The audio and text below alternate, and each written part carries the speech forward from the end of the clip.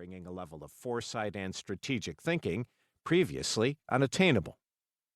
Recently, when I spent time with the CEO of one of the leading FMCG, fast-moving consumer goods companies in the U.S., I asked him how much time he spent by himself only, away from screens, his phone, and meeting rooms, just reflecting on the situation. He paused and was silent for nearly 2 minutes. Then he answered, "Right now is probably the longest time I've had in the past years thinking about a question." That very week, he reserved the first 4 hours of every Friday morning for what he called thinking time. Here's the issue. We rarely take the time to think deeply. And in a world where answers are expected not in hours, but in minutes, we often share reactive rather than proactive thoughts. If this becomes part of our behavior, our routine, our brains adapt. We're suddenly no longer comfortable spending time alone, without a smartphone at the ready, or without hearing that constant string of dings signaling incoming emails, because it makes us feel like we've been disconnected, useless, irrelevant, out of tune, all while the world, with the latest version of ChatGPT, passes us by at breakneck speed. 6 years ago, I jumped into the ocean of silence. I got rid of my phone. Not just the smart version, but every version. Not an easy task, given that I spent more than 1,000,000 miles a year in the air, traveling across the globe.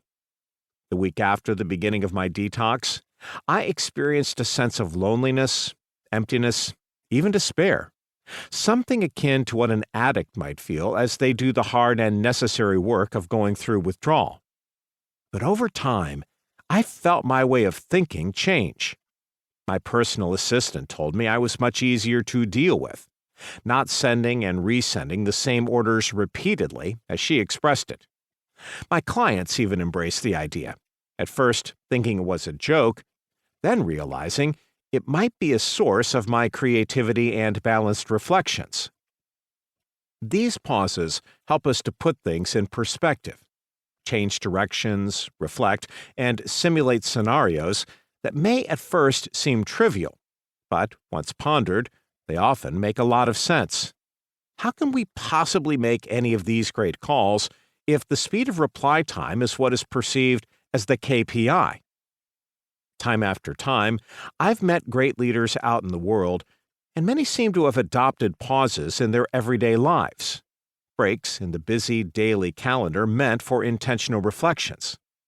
As ChatGPT seeps into every juncture of our lives and informs our decision-making, enabling us to craft essays, reflect on the most hardcore philosophical questions, or even conduct risk analysis in a matter of seconds, we'll all be tempted by the seduction it offers, making us more efficient, productive, perfect leaders and decision-makers. Whereas one could easily argue that the exact opposite is the case.